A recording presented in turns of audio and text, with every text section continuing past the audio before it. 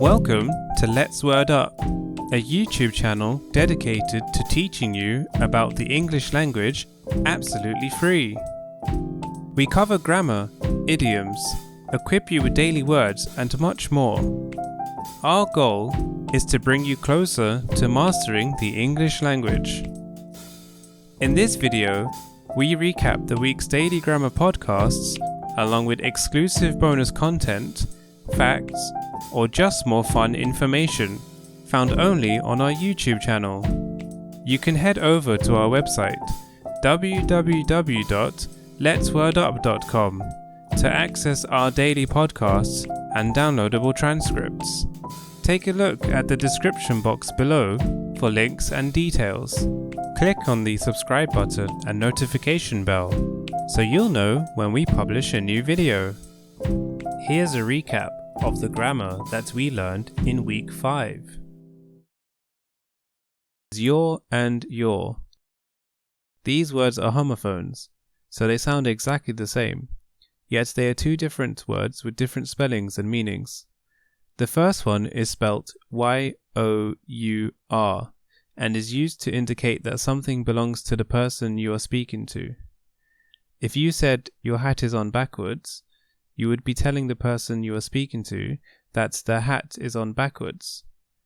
The other one is a contraction spelt Y-O-U''R-E, which is a shorter way of saying you are. You would use this when you are indicating the status of the person you are talking to, such as, "You're looking quite tired." This means that you are telling the person that they appear tired. However, this contraction cannot be used to end a sentence, an example being that you can respond to a question by saying, "Yes, you are," but you could not say, "Yes, you're." It is worth noting that these differences don't have an effect when speaking, since they sound the same, but you should pay attention to spelling differences, as that will change the meaning when writing them down. Please check the transcript below if you are unsure of the spelling differences. There, there, and there. These words are homophones, so they sound almost the same, yet they are different words with different spellings and meanings. The first one is spelt T-H-E-R-E and is used to signify something that is away from you. The location being signified will either be physically pointed out or already understood. To give an example, that house over there would mean that you want to point out a particular house that is away from you and the person you are speaking to. You would be physically pointing at the house in question to direct the listener.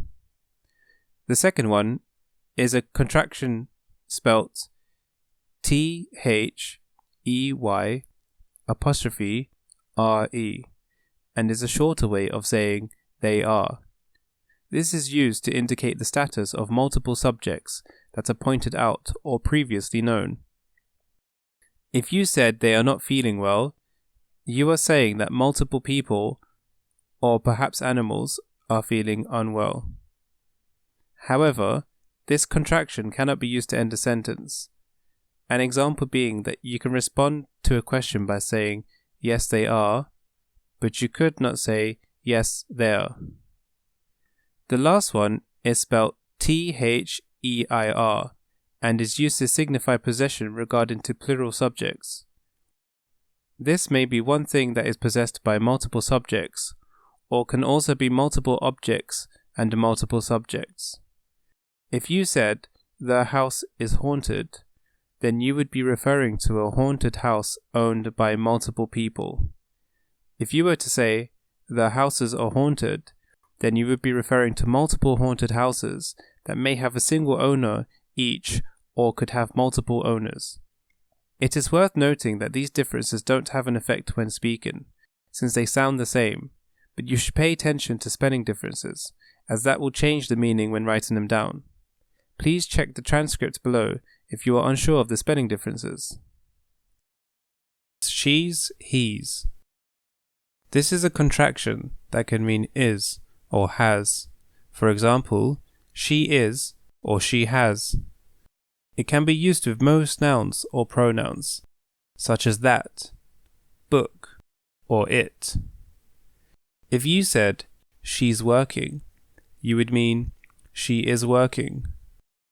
If you said, she's finished, you would mean, she has finished. As you can tell, the contraction looks and sounds one way, but has a different meaning based on the context.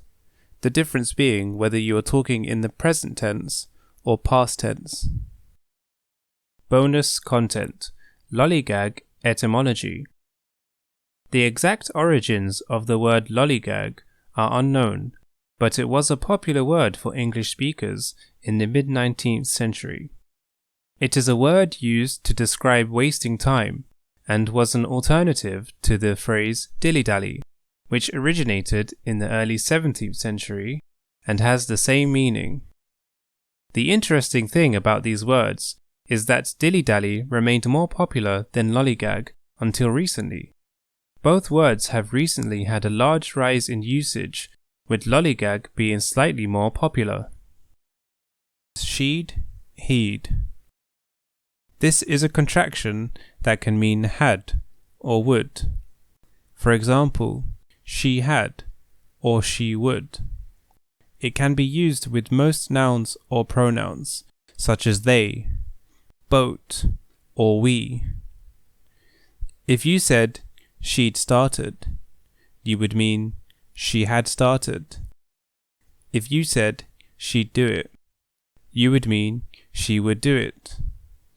As you can tell, the contraction looks and sounds one way, but has a different meaning based on the context, the difference being whether you are talking in the past tense or future tense. Proper nouns and adjectives. Proper nouns are names and titles. They should be written with a capital letter at the start. Some examples of this are Mary, France, and Queen. A proper noun can usually be modified to create a proper adjective, or will have a proper adjective form and should also start with a capital letter. These would be used to describe something as originating from or being related to the proper noun. For example, a person from England would be described as being English, and the language they speak is English. Another example would be that a play being described as Shakespearean could mean that it originated from Shakespeare, or could mean that it is written in the style of Shakespeare's plays. When to use indefinite or definite articles. A or an are known as indefinite articles and are used when a noun is unspecified or unknown. The is known as the definitive article and is used when a noun is specific or known. When using an indefinite article, use a for words that begin with a consonant sound and use an for the words that begin with a vowel sound. Some examples of this being a cat, a box, a person, an apple, and an eclipse. The vowels are A, E, I, O, U, and consonants are all the other letters in the alphabet. With countable nouns, the indefinite articles are generally used. An example being, there was a duck and an elephant playing together in the pool. The definite article is used for specific countable nouns and all uncountable nouns. An example being, the money is in the bank. Many, few, much, and little. Many or few is used with countable nouns. For example, how many days until your holiday, and I have a few sweets left in my bag. Much or little are used for uncountable nouns. For example, how much money do you have? And there is little reason to be worried. Thanks for watching. We hoped that you found the grammar helpful and interesting. If you'd like to learn more about the English language, you can visit our website at www.letswordup.com for all of our podcast episodes and transcripts. Please do click on the subscribe button and notification bell below so you'll know when we publish a new video.